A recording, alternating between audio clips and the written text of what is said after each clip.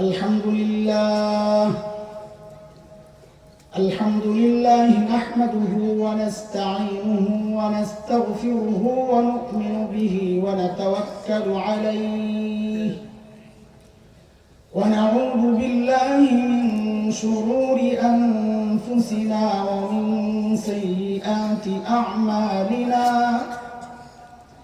من يهده الله فلا مضل له ومن يضلله فلا هادي له وأشهد أن لا إله إلا الله وحده لا شريك له وأشهد أن سيدنا وسندنا وحبيبنا ومولانا محمدا عبده ورسوله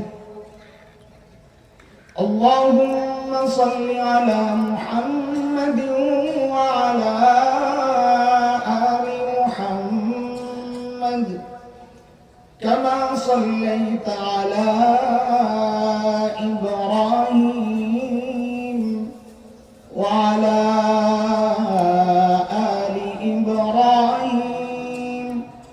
إنك حميد مجيد اللهم بارك على محمد وعلى آل محمد كما باركت على إبراهيم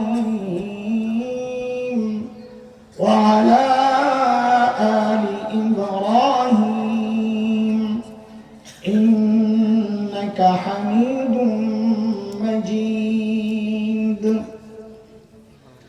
أما بعد فأعوذ بالله من الشيطان الرجيم بسم الله الرحمن الرحيم وقيضنا لهم قرناء فزينوا لهم ما بين أيديهم وما خلفهم وحق عليهم القول في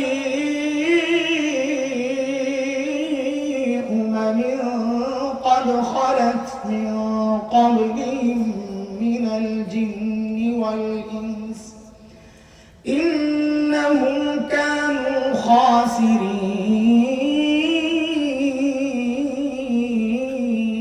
خاسرين آمنت بالله صدق الله العلي العظيم যে মহান মালিক দ্বীনের বুঝ দিয়ে দ্বীন মানা দ্বীন শেখার মানসিকতা দিয়ে এত কষ্টের পরেও আমাদেরকে বসিয়ে রেখেছেন, এটা মালিকের অনেক বড় দয়া আর করুণা। কুরআন আল কারীমের মধ্যে আসছে, মালিক বলেন, দ্বীন বুঝার জন্য আমি যার দিলটা খুলে দেই, দ্বীন মানা দ্বীন শেখা দ্বীন বুঝার মানসিকতা যাকে দান করি, ওই বান্দা সারাক্ষণ আমার স্পেশাল নূরের আওতায় থাকে। দুর্ভাগ্য তার জন্য যার দিল শক্ত, দিন বুঝতে চায় না, বরং কোন কোন পোড়া কপাল তো উল্টা বোঝে। আল্লাহ বলেন এরা স্পষ্ট গুমরাহিতে নিমজ্জিত। সূরা জুমার আয়াত নম্বর 22 রব্বুল কারীম বলেন, أفمن شرح الله صدره للإسلام فهو على نور من ربه فويل للقاسية قلوبهم من ذكر الله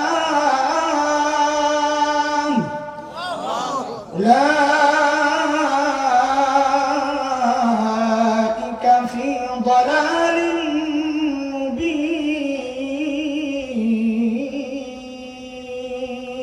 الله أكبر। যে মহান মালিকের নিয়ামতে আমাদেরকে ধন্য করলেন, ওই মালিকের শুকরিয়া আদায় করি, জবান খুলে প্রাণ খুলে কালিমাতুশ শুকর উচ্চারণ করি, আলহামদুলিল্লাহ। মুহতারাম হাজির, আমি সূরা হামিম আস-সাজদার একটা আয়াত তিলাওয়াত করেছি, আয়াত নাম্বার 25। এর আগে এই আশপাশে আমি কোথাও আসি নাই, অনেক আগে 3-4 বছর আগে সাভার অন্ধ মার্কেটের পেছনে ওলামায়ে কেরামের যে প্রোগ্রাম, ওটা আসছিলাম। ওই বয়ানে ঠিক এই আয়াতের পরের 3 আয়াত আলোচনা করেছিলাম। আজকে এক আয়াত উপরে উঠছি, সূরা হামিম আস-সাজদা 26, 27, 28 নম্বর আয়াতের উপর আলোচনা করেছিলাম সে বছর। আজকে 25 নম্বর আয়াতের উপর কিছু কথা বলতে চাই। এর আগে কিছু বিষয় একটু ক্লিয়ার হওয়া দরকার, কথাগুলো বুঝার জন্য। এখানে এমন কোন বাবা আছে যে বাবা তার সন্তানকে একটা বন্ধ রুমের মধ্যে আটকায়া ভেতরে বিষাক্ত সাপ ছেড়ে দিবে, এমন কোন বাবা আছে? নাই। কারো পক্ষে এটা সম্ভব? অথচ আল্লাহ তাআলা, একজন বাবা তার সন্তানকে যতটা মহব্বত করে, আল্লাহ তাআলা তার বান্দাকে তার চেয়ে 1000 কোটি গুণ বেশি মহব্বত করে।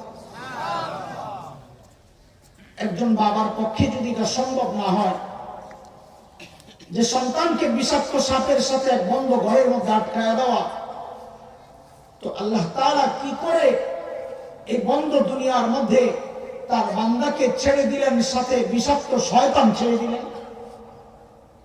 বেশ লাগে আপনাদের? না লাগে না? আল্লাহ তাআলা যদি চাইতেন শয়তান ছাড়াই আমাদেরকে দুনিয়ায় পাঠাইতে পারতেন না?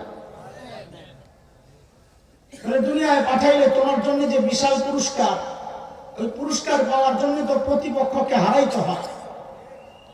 হারানো ছাড়া তুমি কেমনি পুরস্কার পাইবা বলেন? প্রতিপক্ষ তো নফস আছে, আমাদের এক প্রতিপক্ষ আছে না, নফস। গুনাহ করার ইচ্ছা তো নফসের আছে। নফসের মধ্যে 2 রকম চরিত্রই আছে। ওয়ানাফসিন ওয়া মা সাওয়াহা ফাআলহামাহা ফুজুরাহা ওয়া তাকওয়াহা قد أفلح من زكاها। নফসের মধ্যে গুনাহ করার ইচ্ছাও আছে, নেক করার প্রবণতাও আছে। তো আল্লাহ তাআলা শয়তান ছেড়ে দিয়েছে। কেন ছাড়ছে ভাই? এর তো অনেক জবাব আছে, এর মধ্যে একটা সহজ জবাব বুঝেন। ছোটবেলায় আমরা খেলাধুলার আসামি হয়ে যেতাম মাঝে মধ্যে ওস্তাদদের কাছে, ধরা পড়ছে, ধরে গেলে অত কঠোর ভাবে নিষেধ ছিল না, আবার মাঝে মধ্যে ধরে একটা চাপ রাখতেন আর কি, যেন একেবারে লাগাম ছাড়া না হয়। তো আসামির কাঠগড়ায় যখন দফতরে বসতাম 4-5 জন, এই যে এগুলা খেলছে শুক্রবারে, তো ওস্তাদদের ভালো ছাত্রের প্রতি একটা দুর্বলতা থাকে। ওস্তাদরা চান যে কোনোভাবে এটারে সাইড করা যায় কিনা। যারা ওস্তাদ তারা জিনিসটা জানে, আর ওই ভালো ছাত্ররাও জানে ওস্তাদের এই দুর্বলতা। তো আমাদের কথাই বলি, যখন আমাদেরকে জিজ্ঞেস করতে হয় কেন গেছ, ওস্তাদ চাইতেন যে কোনো একটা উসিলা দিয়ে আমি সাইড হই। তা আমরা কি করতাম? আমরা তো জানি কাহিনী। তা আসলে যেটা ফুসলাইয়া নিয়ে গেছে ক্লাসের খারাপ ছাত্ররা, আস্তে করে ওর উপরে দোষ দিয়ে আসতে বলে গেছে। তো ওস্তাদ জি তো চাইতেনই এমন একটা কিছু করে আমি ছাড় পাই, আর ওইটারে ধরবে। তুই খারাপ, ভালো গুলারও খারাপ করছ। অথচ হাসরের মাঠে যখন বান্দার আমল নামা নিয়ে বান্দা উঠবে, তো আল্লাহ যখন জিজ্ঞেস করবেন এই কাজটা কেন করলি, তো আল্লাহ সমস্ত মানুষের জন্য একটা সুযোগ রেখে দিয়েছেন এই কথা বলার। আল্লাহ শয়তানের দোষ, শয়তানের দোষ।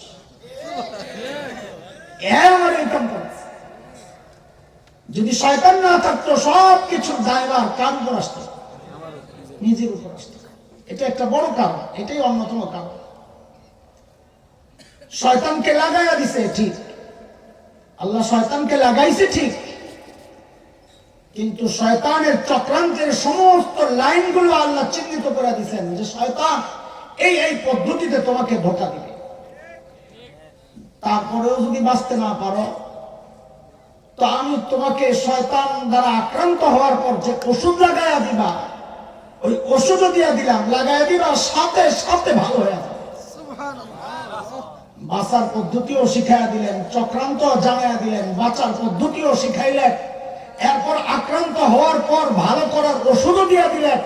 কোনটাই প্রয়োগ করলাম না, আল্লাহ কয় তাইলে তোর কপালে শাস্তি আছে। এমনই এক চক্রান্তের বিষয়ে আজকে আলোচনা করতে চাই আপনাদের সামনে। শয়তানের চক্রান্তের অনেকগুলো লাইন আছে, এর মধ্যে একটা লাইন হচ্ছে ওয়াযায়্যানু লাহুম, শয়তান মানুষের সামনে দ্বীন আর শরীয়তকে সরাইয়া দ্বীন বিরোধী কাজকে নতুন নতুন সুন্দর সুন্দর স্লোগান দিয়া মানুষকে বিমোহিত করে, পাগল করে, নেশায় ফেলায়, বিভ্রান্ত করে।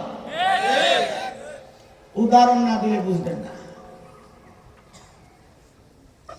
যেমন শরীয়তের একটা নির্দেশ হচ্ছে চোখের হেফাজত করা। সূরা নূর আয়াত 30-31, দুই আয়াতে নারী পুরুষকে উদ্দেশ্য করে আল্লাহ বলেছেন, কুল লিল মুমিনিনা ইয়াগুদ্দু মিন আবসারিহিম ওয়া কুল লিল মুমিনাতি ইয়াগুদুদনা মিন আবসারিহিম। চোখ নিচে, কারণ এটা বিষাক্ত তীর শয়তানের, এটা হারাম, কবিরা গুনাহ। যার দিকে তাকানো জায়েজ নাই সেদিকে তাকানো কবিরা গুনাহ। অথচ শয়তান কি বাটপার দেখেন, আমার আর আপনার সামনে ওই কবিরা গুনাহকে হালকা করে দিয়েছে। হালকা করে এখন যুবকদের মুখের মধ্যে নতুন শব্দ লাগায় দিয়েছে, ক্রাশ। কি কয় কথা কয়, মনে এমন একটা ভাবলো তো জিন্দিগিতে সমস নাই, নিজেরা কি করো ওগুলোর খবর নাই, এখন ভাবলো আমার লগে হজরে কি খাইছে, কি সহজ বানায় দিল শয়তান। শরীয়তের বিধান হচ্ছে লা তাকতুলু আওলাদাকুম খাশিয়াতা ইমলাক, দারিদ্রতার ভয়ে সন্তান হত্যা করা যাবে না। নবীর ঘোষণা, তাযাওয়াজুল ওয়াদুদাল ওয়ালুদ ফাইন্নী মুকাসিরুন বিকুমুল উমাম। ওই মেয়ে বিয়ে করো যে মেয়ে স্বামী ভক্ত হয়, ওই মেয়ে বিয়ে করো যে মেয়ে সন্তান বেশি দেয়। কেন? কারণ আমি হাসরের মাঠে আমার উম্মত বেশি গর্ব করব। শরীয়তের এই চমৎকার বিধান, সন্তান বেশি বেশি প্রসব করো। শয়তান শরীয়তের এই বিধানকে সরাইয়া নতুন স্লোগান দাঁড় করাইয়া দিছে, দুটি সন্তানের বেশি নয়, একটি হলে ভালো হয়। দেখছেন অবস্থা? খেয়াল করতেছেন আপনারা? এই সমাজের কথা না আসমানের উপরে কথা? এই সমাজের কথা বললে তো সমস্যা, তাই না? আসমানের উপরে যেমনই আপনি বলে না, মাটির নিচে ঢুকবো, ওই তো মজা লাগে না? মাঝখানের গুলো কমা লাগবে না, হুজুর মাটির নিচেরটা কোন আর আসমানের উপরটা কোন? বেটা আসমানের উপর ফেরেশতা তো কথা, তোর শোনা লাভ কি? মাটির নিচে মুর্দার কথা, তোর শোনা লাভ কি? তোর যেটা বলতে হবে ওটাই তো বলতে হবে। এটা ভালো লাগে না, কারণ ওটা তো আমার গায়ে লাগে।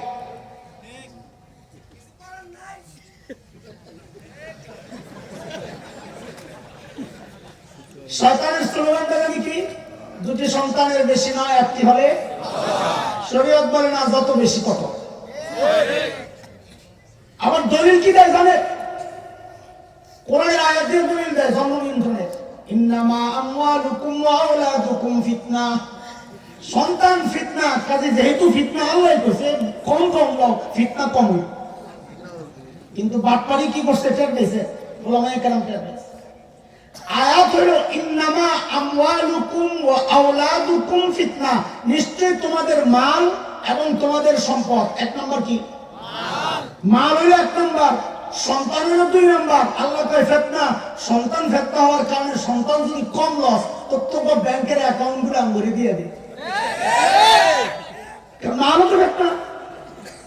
বাটপাররা অর্ধেক কাইটা দিছে সুবিধার জন্য, দেখছে? এই চক্রান্ত কার? এরে দোস্ত, আল্লাহর হাবিব বলেন কাসুস শারিব ওয়াফুল লুহা, দাড়ি ছাড়ো, মুছ কাটো। শয়তান এটা উল্টায়া নাম দিয়েছে না, স্মার্ট স্বাস্থ্য হবে, স্মার্ট। অসভ্য জানোয়াররা টেলিভিশনে অ্যাড বানাইছে, খোঁচা খোঁচা দাড়িওয়ালা যুবক যখন রাস্তায় চলে, মেয়েরা তার দিকে তাকায় না, অন্যদিকে তাকায়। ছেলে ঘরে ঢুইকা জিলেট রেজার দিয়া যখন সুন্দর করে শেক করে একদম ক্লিয়ার সফান সফা রাস্তায় যখন বের হয়, এখন চারদিক থেকে মেয়েরা তার দিকে তাকায়, কারণ স্মার্ট পুরুষ যাইতেছে। কে কে যাইতেছে? শরীয়তের বিধান হলো তুই দাড়ি সহ স্মার্ট। শয়তান কয় না তুই দাড়ি কাইটা স্মার্ট। আলহামদুলিল্লাহ কর। এই যুবক, আমি জিজ্ঞেস করতে চাই, মানব ইতিহাসের সবচাইতে স্মার্ট পুরুষের নাম কি? আর চিল্লা কোনা কে কে কে? মুহাম্মদুর রাসূলুল্লাহ সাল্লাল্লাহু আলাইহি ওয়াসাল্লাম। নবী এত স্মার্ট ছিলেন কেন জানো না তোমরা? জানো না? কারণ নবী আমেরিকান জিলেট দিয়া সকালে একবার, দুপুরে একবার, রাত্রে ঘুমের আগে একবার, প্রতিদিন 3 বার শেভ করতেন।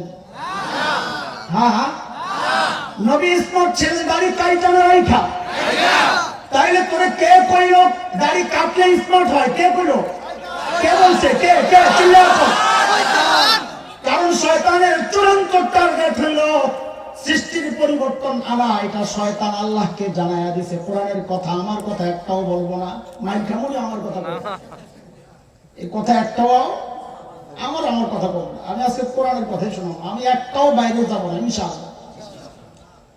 শয়তান আল্লাহকে চ্যালেঞ্জ করেছে, ওয়ালা উদিল্লান্নাহুম ওয়ালা উমান্নিয়ান্নাহুম ওয়ালা আমুরান্নাহুম ফালা ইউবাত্তিকুন্না আযানাল আনআম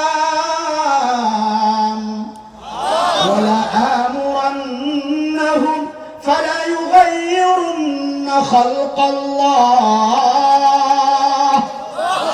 আল্লাহ, আমি আপনার সৃষ্টির, আপনার বান্দাদের সৃষ্টির পরিবর্তন আনবো। সৃষ্টির পরিবর্তন মানি বুঝছনি? একটা উদাহরণ না দিলে তো বুঝবা না। যারা দাড়ি কাটো আজকে আমার উপর খেইকো না, খেপলে লাভ নাই। কারণ তোমারে খুশি করার জন্য এখানে তো আমি বসি নাই, আমি তো আমার মালিককে খুশি করতে বসছি। চিল্লা কর ঠিক কিনা? ঠিক কি করবি ক? এক পিচ্ছি কান্দে, শিক্ষা আমি ইসলামের মতো এরকম বড় মোটা হুজুর একজন জায়গা করলো, ঠিক আছে, দাড়িওয়ালা তো বড় পিচ্ছি দেখে দিচ্ছে আরো শিক্ষা। পাশে ছিল দাড়ি ছাড়া এক লোক, এই লোক আবার হুজুর দেখতে পারে না। আসে না এমন দুনিয়ায় মানুষ? দাড়িওয়ালা টুপিওয়ালা দেখলে চুলকানি শুরু হয়। শুধু সাবান নাই, আর সব জায়গায় আছে। না নাই নাই, চুপ করবে নাই, আমি কই নাই। আচ্ছা থাক, চুপচাপ থাক, আমার দাড়ি খাওয়াবেন তোরা। ওই বেটা দাড়ি টাড়ি নাই, পিচ্ছিরা আয়া পড়লো, এসে পিচ্ছি থাকা গেছে। বেটায় পেয়েছে সুযোগ, হুজুর দেখলেন তো জঙ্গি করে পিচ্ছিরাও ভয় পায়। হ্যাঁ মনে করছে ব্যাক করলো হুজুর, কিন্তু হুজুর যে মাল হয় তো টের পায় নাই। যে না কইছে হুজুর জঙ্গি করে পিচ্ছিও ভয় পায়, হুজুর আস্তে করে মাইরা দিছে। তোমার দেখা কান্না কেন থামছে জানো? কি তোমার আম্মা মনে করছে?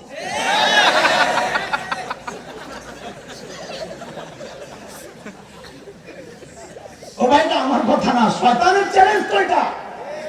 ওয়ালা আমুরান্নাহুম ফালা ইউগাইয়িরুন্না খালকাল্লাহ। আল্লাহ সৃষ্টির পরিবর্তন করা এটা আমার টার্গেট। শয়তান তোমারে দিয়ে তার টার্গেট পুরো করতেছে। দোস্ত, তোমারে কে বললো দাড়ি কাটলে স্মার্ট হয়? আরে আমার নবী দাড়ি রাইখা কত স্মার্ট ছিলেন শুনবানি, কত সুন্দর ছিলেন আমার নবী। আল্লাহু আকবার। আম্মা জান আয়েশা বলেন, মিশরের মেয়েরা যদি হযরত ইউসুফের সৌন্দর্যে পাগল হইয়া নিজেদের হাতগুলা কেটেছিল, কোরআন বর্ণনা দিচ্ছে এইভাবে, ওয়াকাত্তানা আইদিয়াহুম ওয়াকুলনা হাশা লিল্লাহ মা হাযা বাশারা ইন হাযা ইল্লা মালাকুন কারীম। হাত কাটে আর বলে এটা তো মানুষ না, মানুষ না, এটা সম্মানিত ফেরেশতা।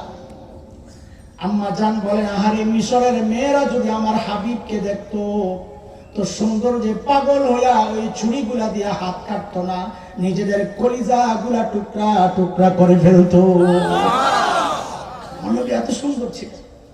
কবি হাসান ইবনে সাবিত রাদিয়াল্লাহু তাআলা আরবের বিখ্যাত কবি, নবীর সুন্দর যে পাগল হইয়া কবিতা লিখতেছেন। আহারে ওয়া আহসানু মিনকা লাম তারা কাত্তু আইনি ওয়া আজমালু মিনকা লাম তালিদিন নিসা খুলিকতা মুবাররাআন মিন কুল্লি আইবিন কাআন্নাকা ক্বাদ খুলিকতা কামা তাশা।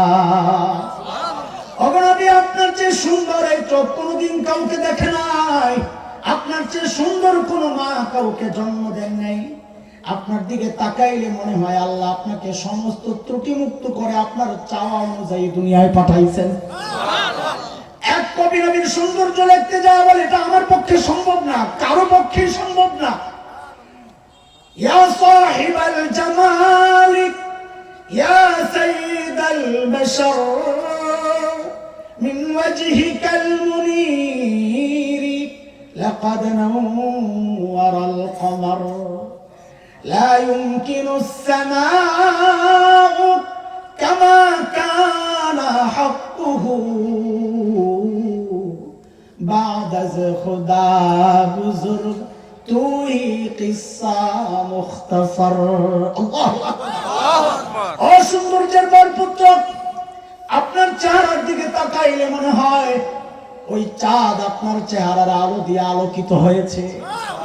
আপনার প্রশংসা আমি কেন কারো পক্ষে করা সম্ভব না।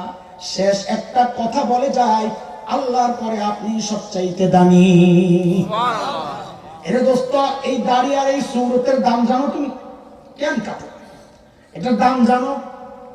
হাকিমুল উম্মত মুজাদ্দিদ মিল্লাত হযরত মাওলানা আশরাফ আলী থানভী রাহমাতুল্লাহি আলাইহির বড় খলিফা খাজা আজিজুল হাসান মজজুব রাহমাতুল্লাহি আলাইহি বহু বড় আল্লাহওয়ালা ছিলেন। লোকেরা জিজ্ঞেস করে, হযরত আল্লাহর সামনে আপনি কি আমল পেশ করবেন?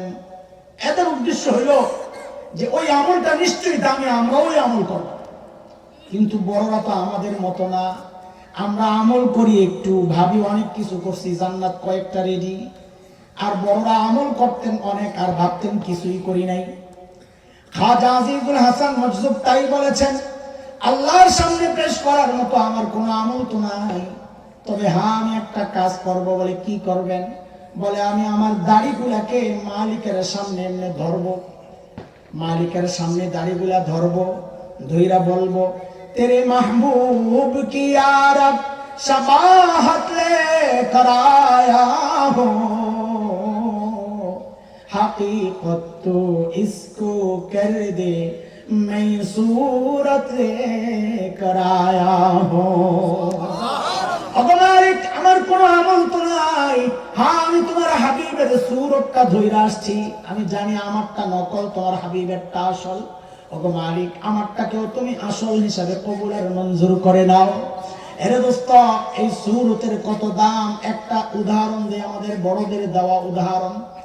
এক মা মৃত সন্তানের ছবিকে ঠোঁটে লাগায়, গালে লাগায়, কপালে লাগায়। আরে আমার কলিজার টুকরা, আমার কলিজার টুকরা। লোকেরা বলে ছবি দেখে দেখে কেন নিজের জ্বালা বাড়ান, ছবিটারে পড়ে ফেলেন না কেন, পড়ে ফেলেন না কেন? মা বলে, না এটা আমার কলিজার টুকরার ছবি, আমি পড়তে রাজি না, পারবো না এটা পড়তে।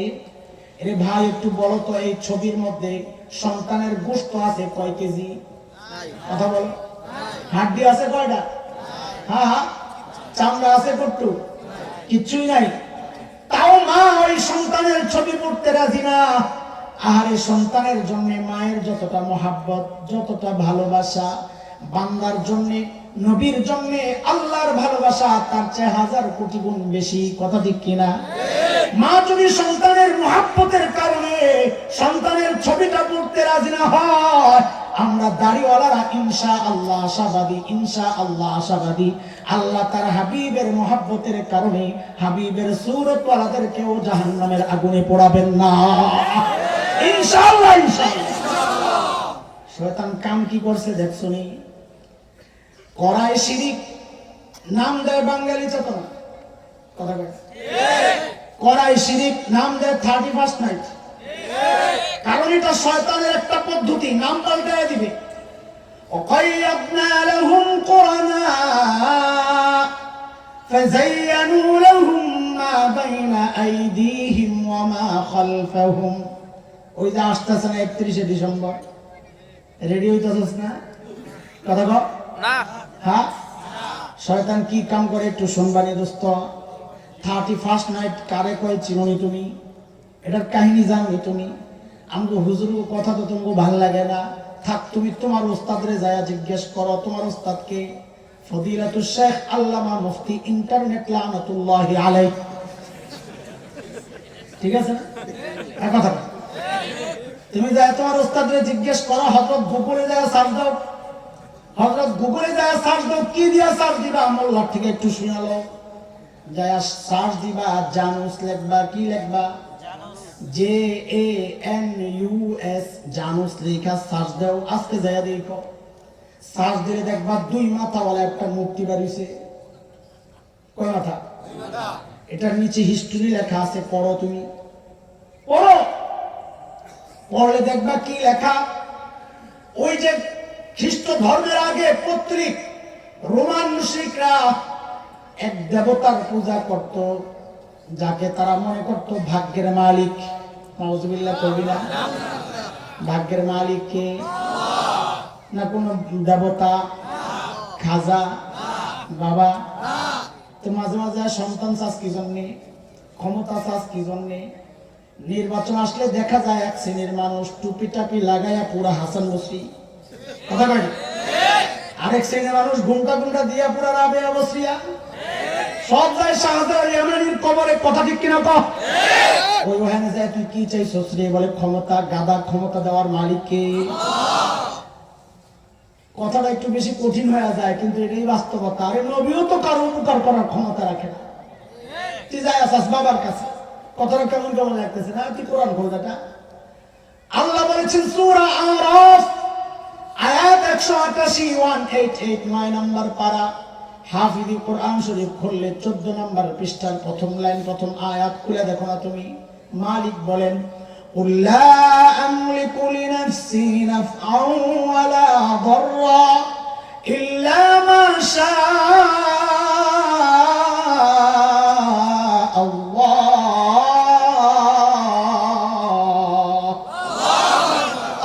আপনি আপনার উম্মতকে জানা দেন, এরে আমার উম্মত, শাহজালাল ইয়ামানি থাক দূরের কথা, শাহ পরান থাক দূরের কথা, আব্দুল কাদের জিলানী থাক দূরের কথা, খাজা মুঈনুদ্দিন চিশতি থাক দূরের কথা। লা আমলিকু লিনাফসি নাফআন ওয়ালা দাররা, আমি নবী তোদের কোনো উপকার করব থাক দূরের কথা, ক্ষতি করব থাক দূরের কথা। লা আমলিকু লিনাফসি নাফআন ওয়ালা দাররা, আমি নবী তো আমারই কোনো উপকার আর ক্ষতি করার ক্ষমতা রাখি না। কার কথা? আরে চিল্লায়ে কও কার কথা? সব ক্ষমতা কার? কাজী ভাগ্যের মালিক কে? ওই রোমান মুশরিকরা বিশ্বাস করত ভাগ্যের মালিক জানুস দেবতা, 2 মাথাওয়ালা দেবতা। এর যুবক খেয়াল কর, খেয়াল কর, শয়তান কোন কামে লাগায় রাখছে তোরে। আল্লাহ কয় শিরিক করিস না, শয়তান কয় না তুই তো শিরিক করতাছস না, তুই 31st নাইট উদযাপন করতেছস। কি করস না? কথা কয় তুই তো শিরিক করস না। হুজুরা কইলে হবে না, হুজুরা কি বুঝে? আছে না? হুজুরা কি বুঝে? ওদিন দিয়ে আমার এক ড্রাইভার ছিল আগে, এখন এক জায়গায় চাকরি করে, স্যার ভালো লাগে না। কি হয়েছে? কই বেড়ি আমার হুজুর দেখা সারাদিন পিছন দিয়ে খালি ফ্যান ফ্যান ফ্যান করে। কি কর? তুমি হুজুরা কি বুঝো? কোরআন নিজে বললো মিয়া, দেখবা হুজুরা যা কয় এগুলো কোরআনে নাই। হুজুরা কি বুঝে? এখন এই আরেক শয়তানের, সেটা হলো হুজুরা কি বুঝে। এটাও শয়তানের আরেক শয়তান। কে? হুজুরা কি বুঝে? তুই বুঝোস না? সবাই তোরই বুঝ দিছে, হুজুরা কিচ্ছুই বুঝে না। লা হাওলা ওয়ালা। এই কথাটা যায় ডাক্তাররা কষ্ট যায়, ডাক্তাররা কি বুঝে?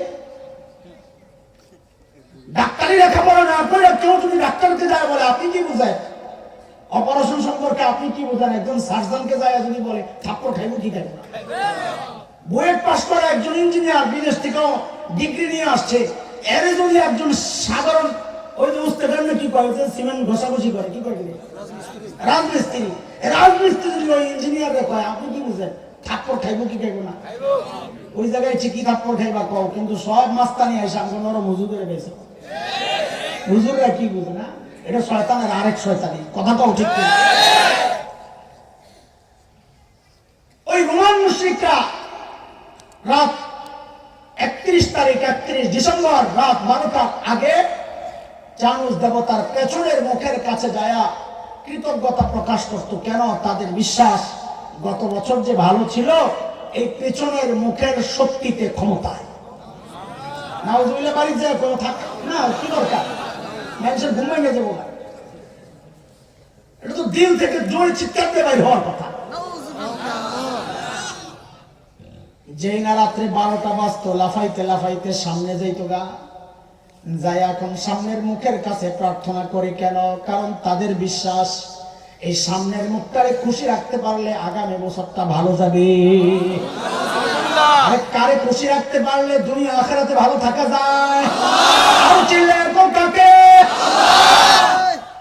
শয়তান কি কাম করছে? কয় তুমি তো বাঙালি। কহ তাইলে বাঙালি চেতনা তো লালন করা দরকার। কয় হ। কয় কেমনে লালন করব? শয়তান কয় এটার নাম শিরিক না, এটা বাঙালি চেতনা।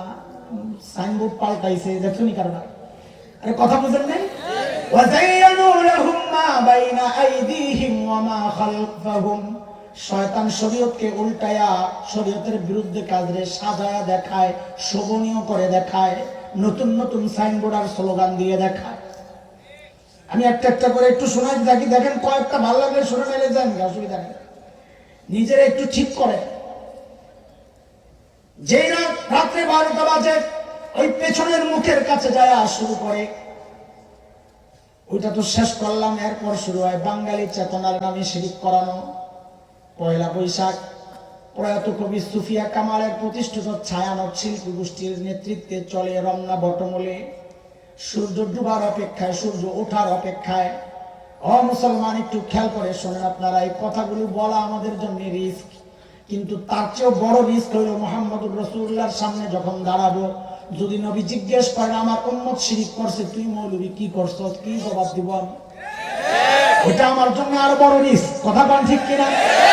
ওই রিস্কে নবীর সামনে ওই লজ্জা অবনত চেহারা দেখাইতে পারবো না। ওই জন্য রিস্ক নিয়ে উম্মতের ওই কথাগুলো বলি। এরে দোস্ত, ওই রমনা বটমূলে রবীন্দ্রনাথের গান দিয়া বৈশাখকে বরণ করা হয়। কার গান দিয়া? যারা সাহিত্য চর্চা করেন তারা তো সব জানেন, আমরা মোল্লারা তো কিচ্ছুই জানি না। রবীন্দ্রনাথের গানের মূল উপজীব্য বিষয় ছিল দুইটা। কয়টা? রবীন্দ্রনাথের গানের মধ্যে হয় প্রেম পাবেন অথবা প্রার্থনা। কয়টা? হয় প্রেম অথবা এসো হে বৈশাখ এসো, এটা প্রেমের গান না, এটা প্রার্থনার গান। রবীন্দ্রনাথ প্রার্থনা করছেন এক আল্লাহর কাছে। কার কাছে? বৈশাখের কাছে। কারণ রবীন্দ্রনাথ দেবদেবীর পূজা করতো না, হলো প্রকৃতির পূজারি। বাতাসের পূজা করে, আগুনের পূজা করে, বৈশাখের পূজা করে, গরমের পূজা করে, শীতের পূজা করে। বৈশাখে ডাকতেছে, কি ডাকে? ডাইকে কি বলে? আমি একটা লাইন শোনাই, যদি মনে ধরে, আর জিন্দগিতে কইরেন না, আর এই গান গাইেন না, যদি মনে ধরে। ওই গানের একটা লাইন আছে, অগ্নি স্নানে শুচি হোক ধরা। বৈশাখে ডাকতেছে, অগ্নি মানে আগুন, স্নান মানে গোসল, শুচি মানে পবিত্র, ধরা পৃথিবী হোক মানে কি? ও বৈশাখ, আপনি আইসা আগুন দিয়া পোড়ায়া এই ধরাকে পবিত্র করেন। আসেন আসেন, নাউজুবিল্লাহ, চিল্লায়া কমিয়া। মুসলমান পবিত্র হয় ওযুর মাধ্যমে, মুসলমান পবিত্র হয় গোসলের মাধ্যমে, মুসলমান পবিত্র হয় তো তায়াম্মুমের মাধ্যমে, মুসলমানের আত্মা পবিত্র হয় তওবা আর ইস্তিগফারের মাধ্যমে। কথা বলছি, আগুন দিয়া পোড়ায়া পবিত্র করা এটা মুসলমানদের বিশ্বাস না, এটা আমার হিন্দু ভাইদের বিশ্বাস। কারো ধর্ম বিশ্বাসে আমি আঘাত দিচ্ছি না, কিন্তু অন্যের ধর্ম বিশ্বাস বাঙালির চেতনার নামে আমারে খাওয়াইতে চাইলে তো আমি খাইতে চাইবো না। দেখেন কেমনি সেই করা। এই গান সাইরাই যায় চারুকলা ইনস্টিটিউটে। কোন জায়গায়? ঢাকা ইউনিভার্সিটির একটা শাখা, যাদের কাজ হলো আকাঙ্ক্ষী করা। এরা একটা সকালে মিছিল বের করে, মিছিলের নাম হইল মঙ্গল শোভাযাত্রা। না শুনেন এই জিনিস? এই মিছিলগুলা মানুষের মিছিল, তাই না? বাঙালি মানুষের নাকি? নাকি তো মানুষের মিছিলের মধ্যে আমার একটা প্রশ্ন, পেশা হইল কি জন্য? বলে পেশা এলো কি জন্য? কারণ বিদেশে পেশা নাই না, পেশা বাংলায় কথা কয় কেন? আরে ভাষার পরিবর্তন, এটা আল্লাহর জন্য, আল্লাহর পক্ষ থেকে মানুষের জন্য নিয়ামত। কোরআনের কথা, ওমিন আয়াতিহি খালকুস সামাওয়াতি ওয়াল আরদ ওয়া ইখতিলাফু আলসিনাতিকুম ওয়া আলওয়ানিকুম। ভাষার পরিবর্তন এটা বান্দার জন্য বড় নিয়ামত, জীবজন্তুর জন্য না। একটা উদাহরণ বুঝেন খালি, আমেরিকার কুত্তা ডাক দেয় ঘেউ, ভারতের কুত্তা ডাক দেয় মেও, বাংলাদেশের কুত্তা ডাক দেয় হাম্বা না, সব কুত্তার ডাক এক, চিল্লায় করে। তার মানে বোঝা গেল জীবজন্তুর ভাষা সব এক।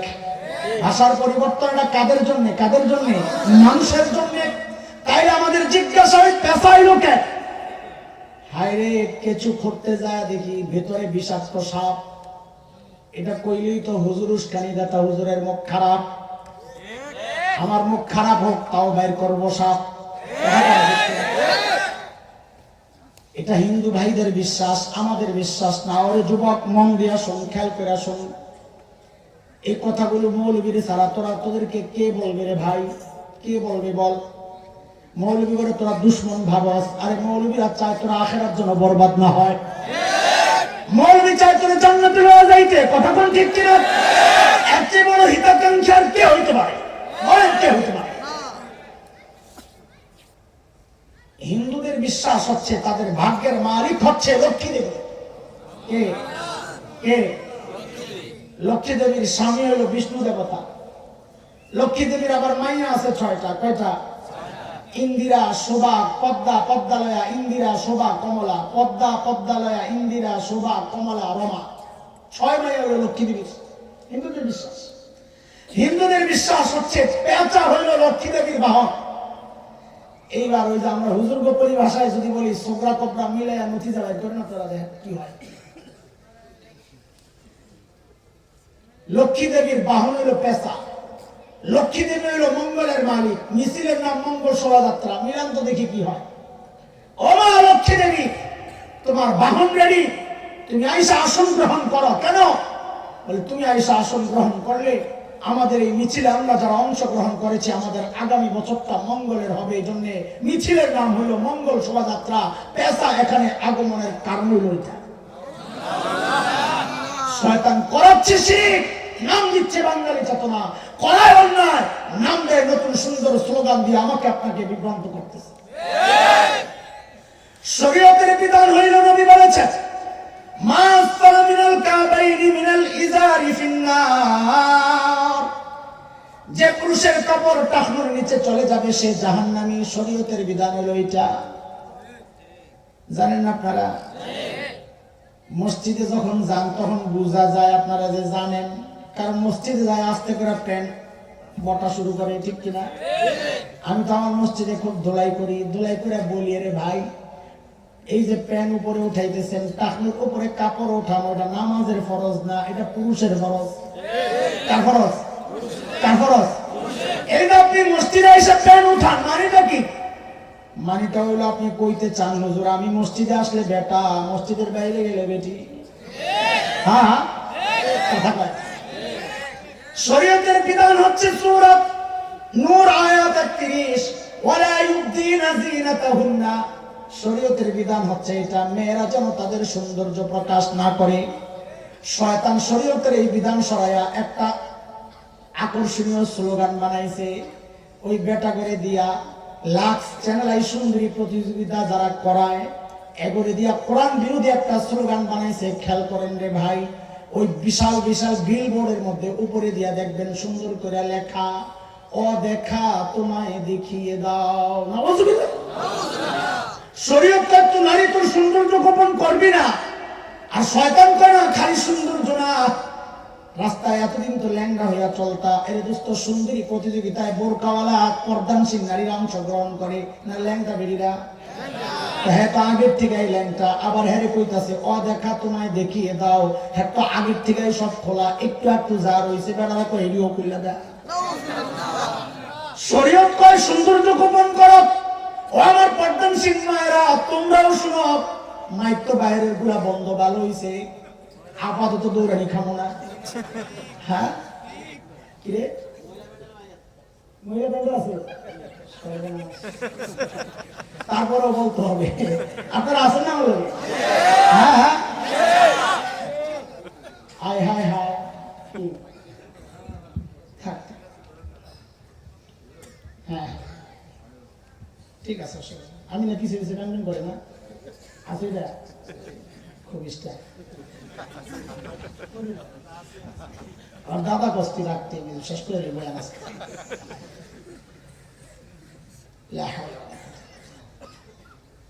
খাবারটা দেখছে, বোরকাওয়ালা নারীদেরকে শয়তান বোরকা পরাইছে। কে পরাইছে? কেমন কেমন লাগে না? বিশ্বাস হয় না? আর ওই বোরকা কে পরাইছে? কথা বলেন না আপনি, আমি দলিল ছাড়া কথা বলেন, আপনি ডরান কেন? ওই বোরকা কে পরাইছে? হুজুর কয় কি শরীয়ত কয় ওয়ালা ইউদ্দিনা যিনাতাহুন্না, নারীদের পর্দার মূল কথা এটা। ও বোনেরা খেয়াল করেন, আল্লাহর রাস্তে শুনুন, আপনাদের এক ভাই, আমি আপনাদের ভাই, আপনাদের সন্তান হিসেবে বলি, কোন কোন মায়েদের জন্য আমি তো বাবা সমতুল্য, অন্তরের মহব্বত নিয়ে কথাগুলো বলতেছি। কথাগুলো কঠিন, এই জন্য হেসে হেসে বলতেছি যেন কষ্ট না পান, কিন্তু কথাগুলো তো কঠিন। আপনাকে শয়তান শরীয়ত বিরোধী কাজ করায়, অথচ আপনি ভাবতেছেন আপনি শরীয়ত মানতেছেন। আল্লাহ এটা আগেই জানিয়ে রাখছেন, ওমাইয়াশান যিকরির রহমান নুকাইয়িদ লাহু শাইতানা ফাহুয়া লাহু কারীন ওয়া ইন্নাহুম লায়াসুদ্দুনাহুম আনিস সাবিল ওয়া ইয়াহসাবুনা আন্নাহুম মুহতাদুন। শয়তান করায় কাম, কিন্তু সে ভাবে আমি দ্বীনের উপর আছি। কেমনে কেমনে? কারণ শরীয়ত বলে পর্দার মূল কথা হচ্ছে ওয়ালা ইউদ্দিনা যিনাতাহুন্না, নারীরা যেন তাদের সৌন্দর্য প্রকাশ না করে। অথচ শয়তান আমার বোনদের গায়ে এমন বোরকা চড়াইয়া দিছে, ওই বোরকা দিয়া পর্দা তো হয় না, সৌন্দর্য গোপন করা থাক দূরের কথা, সৌন্দর্য আরো ওপেন হয়। কথা ঠিক? এই জন্য আমি বললাম ওই বোরকা কে পরাইছে? বলেন কে পরাইছে? আবার কোন কোন বোনকে দেখা যায় টাইট ফিট বোরকা পরে, আবার কোমরের মধ্যে একটা ফিতা লাগায় টানা দেয়। আরে বোন একটু খেয়াল করে শোনেন, কিয়ামতের আগে নারীদের এই কথা নবী আগে জানায়া রাখছেন, হুন্না কাসিয়াতুন আরিয়াত, মেয়েরা পোশাক তো পরবে, তুমি তো বলতেছো পোশাক পরছো, কিন্তু শরীয়ত বলে তুমি ন্যাংটা। তুমি মনে করতেছো তুমি পোশাক পরছো, শরীয়ত কি বলে? শরীয়ত কি বলে বলেন না? শরীয়ত বলে তুমি ন্যাংটা। কেমনে? মুফতি তাকি উসমানী দামাত বারাকাতুহুল আলিয়া, এই আমার কথা বলতেছি না, হাদিসের ব্যাখ্যাও দিতেছি বড় একজনের, আমার কোনো ব্যাখ্যা নাই। মুফতি তাকি উসমানী দামাত বারাকাতুহুল আলিয়া বলেন, হুন্না কাসিয়াতুন আরিয়াত, পোশাক পরেও ন্যাংটা। এর তিনটা সূরত হইতে পারে। কয় সূরত? কয়টা কয়টা? এক নাম্বার, পোশাক পরছে কিন্তু সতর খোলা, এই হাতা কাটা ব্লাউজ, এই পুরাটা খোলা, পেট খালি, পিঠ খালি, আরো কত কিছু খালি, সে মনে করতেছে পোশাক পরছে, কিন্তু শরীয়ত কয় না তুই ন্যাংটা। এক নাম্বার, এক নাম্বার। দুই নাম্বার, পুরা শরীর ঢাকছে, নেত্রীর মতো শাড়ি পরছে, ফিনফিনে শাড়ি, শরীরের কালার কুলার সব বোঝা যায়। শরীয়ত কয় তুই পোশাক পরছস, তুই মনে করতেছস, কিন্তু শরীয়ত কয় তুই ন্যাংটা। বুঝে আসছিনি কথা? তিন নাম্বার, মুফতি তাকি উসমানী বলেছে, এমন পোশাক পরা, আঁটো-সাঁটো পোশাক পরা, বলে পোশাক এত টাইট ফিট যদি হয় যে অঙ্গগুলা বোঝা যায়, শরীরের অঙ্গ ফুইটা ওঠে। মুফতি তাকি উসমানী বলেন, তুমি বলতেছো তুমি পোশাক পরছো, শরীয়ত বলে কাসিয়াতুন আরিয়াত, তুই পোশাক পরেও ন্যাংটা। এই যে বোনরা এই উল্টা পাল্টা বোরকা পরার ভাবো মনে মনে আমি বোরকা পরছি, ওই যে আল্লাহ আগেই জানায় রাখছেন, ওহুম ইয়াহসাবুনা আন্নাহুম মুহতাদুন, করে গুনাহ আর মনে করে আমি দিন পালন করতেছি। ওই যে অনেক ভাই দেখবেন দাড়ি সুন্দর করে কাইটা কাইটা রাখে আর ভাবে আমি বড় ফরেজগার। শরীয়ত কয় তুই দাড়ি রাখাও, তুই কাটতেছস, দাড়ি রাখাও। শয়তান কয় এটা আমার একটা সুবিধাজনক ধোঁকা, কারণ তুমি মনে করতেছো শরীয়ত মানতেছ, আসলে আমি তোমারে দিয়া শরীয়ত বিরোধী কাজ করাইতেছি। কথা কন না? কথা ঠিক আছে? কথা ঠিক আছে? হ্যাঁ কথা ঠিক আছে। আয় আল্লাহ কয়টা কোনো কম, এরকম গোনা গোনা শুধু বলতে থাকি, সারাদিন যাবে গা, শেষ হয়ে যাবে। আল্লাহর রাস্তে এগুলা ছাড়ে, শরীয়তকে মানতে হবে শরীয়তের মিজাজে। শরীয়ত যা চায় আমাকে তাই ওইভাবেই মানতে হবে। দুনিয়ার মানুষ কি বললো না বললো, ও বোন পর্দা যদি করো, সৌন্দর্য গোপন করো, এটা বোরকা পরা শক্ত না। তুমি বড় একটা চাদর গায়ে দিয়াও যদি নিজের সৌন্দর্য গোপন করতে পারো তো ওইটা হইলো পর্দা। আর ওই দুবাই থেকে, সৌদি আরব থেকে বোরকাই না সৌন্দর্য যদি প্রকাশ করো, ওইটার নাম পর্দার না, ওটা পর্দার নামের ফ্যাশন। কথা কর ঠিক কি? খারাপ লাগতেছে তাই না? থাক। এমন হাজার উদাহরণ আমার কাছে আছে এই সমাজের নির্দিষ্ট চেহারা এগুলা। শরীয়তের বিধান হচ্ছে বাচ্চা কাচ্চা বালে ঘুরে বিয়া করায় দাও। কি আমরা এর জন্য একটা বয়স নির্ধারণ করছি যে না, এর আগে বিয়া করানো যাবে না। এর আগে বিয়া করাইলে কাজিরেও ধরে না, বাবারেও ধরে না, মেয়েরও ধরে না, ছেলেরাও ধরে না, ধরে যে হুজুর বিয়া পড়াইছে। এরা হামলাটা কই করতে চায়, বুঝতেছেন আপনারা? অথচ শরীয়তের বালেগ হয়ে গেছে, বিয়া করায় দাও। কেন না, বয়স হয় নাই। এই মাইয়া পার্কে ঘুরে, তখন আর বয়সের প্রশ্ন আসে না। এই মাইয়া ফ্ল্যাটে ঘুরে, তখন আর বয়সের প্রশ্ন আসে না। বয়সের প্রশ্ন আসে যখন তাকে বিয়ের কথা বলা হয়। জুয়ান পোলাবেন, তোরা খুশি না? তোর পক্ষে কথা বলতেছে, চিল্লা কথা কেন? ঠিক। শরীয়তের বিধান হচ্ছে ফানকিহু মা তাবা লাকুম মিনান নিসাই মাসনা ওয়া সুলাসা ওয়া রুবা। বুঝুন আসেনি আমরা? এবার দুজনে ঠিক করে। শরীয়তের বিধান হচ্ছে বিয়ে করবা দুইটা অথবা তিনটা অথবা চারটা। যদি সামর্থ্য না থাকে তাহলে একটা। ওই শাস্ত্রে সর্বনাশ। এটা তো লুচ্চা হুজুর, নাউজুবিল্লাহ।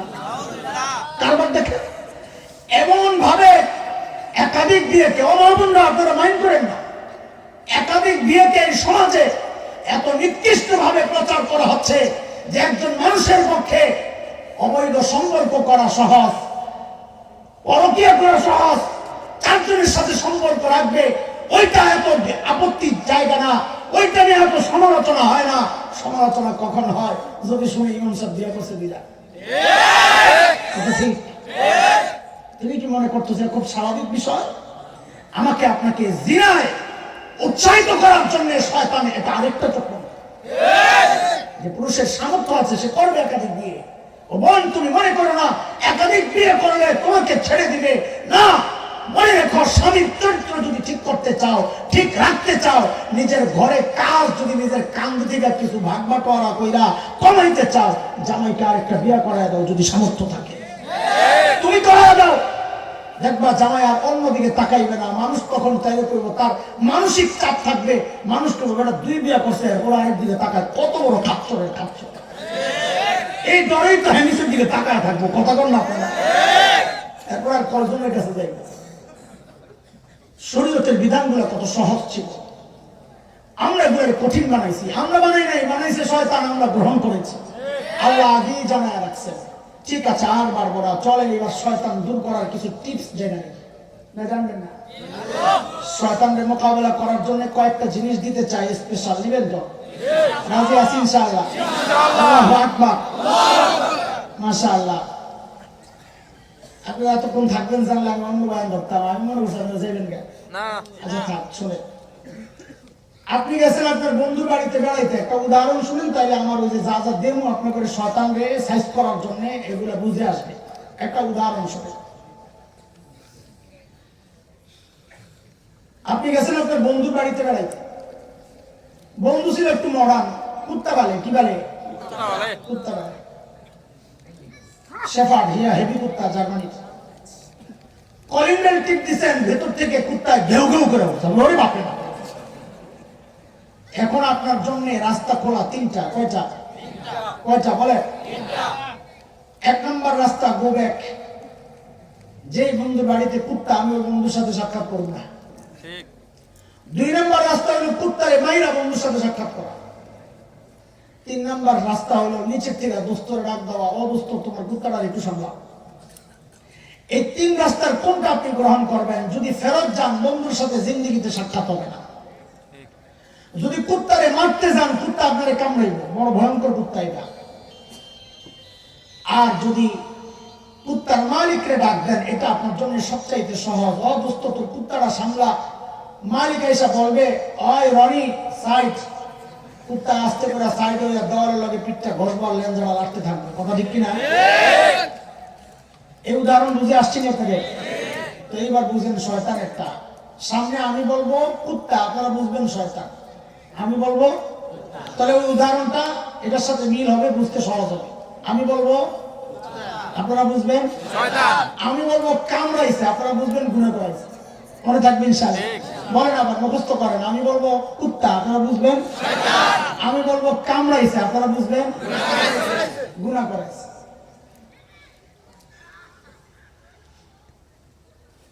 আমাদের বন্ধু, চিরবন্ধু আল্লাহর সাথে কে কে সাক্ষাৎ করতে চাই আগে একটু দেখালো। মাশাআল্লাহ, মাশাআল্লাহ। হাত নামান। এই যে হাত উড়াইছি, পরের রাস্তা বন্ধ করছি, পরে যেন পোল্ট্রি না মারতে না পারেন, আগের দিকে ঠিক করে রাখছি, পরে দিন কাজে লাগানো ওই হাত উড়ানো। একটু বুঝা শুনে বলেন তো, সাক্ষাৎ হবে কোথায়? ওই যে হুজুরা কইছে আপনারা কেন করেন না? জোরে করেন, জোরে করেন। কোথায় কোথায়? আল্লাহর হাবিব বলেছেন, ইন্নাকুম সাতারাউনা রাব্বাকুম কামা তারাউনাল কমার লাইলাতাল বাদর। এরা আমার উম্মত, জান্নাতে তোমরা মালিককে এত স্পষ্ট দেখতে পাবা যেমন পূর্ণিমার রাতে পূর্ণিমার চাঁদকে সবাই দেখতে পায়। কাজী রবকে দেখবো কোথায়? রবকে দেখবো কোথায়? কিন্তু দোস্ত, রবের বাড়িতে যাব যেই রাস্তা দিয়া, ওই রাস্তাটার নাম হইল সিরাতে মুস্তাকিম। কি নাম? জান্নাতে যাওয়ার রাস্তার নাম কি? ওই যে আমার ভাই মাওলানা হামিদ জহিরি ভাই বয়ান করছেন না, উম্মাতান ওয়াসাতা, মনে নাই? বুঝছেন নি কখন আইছি?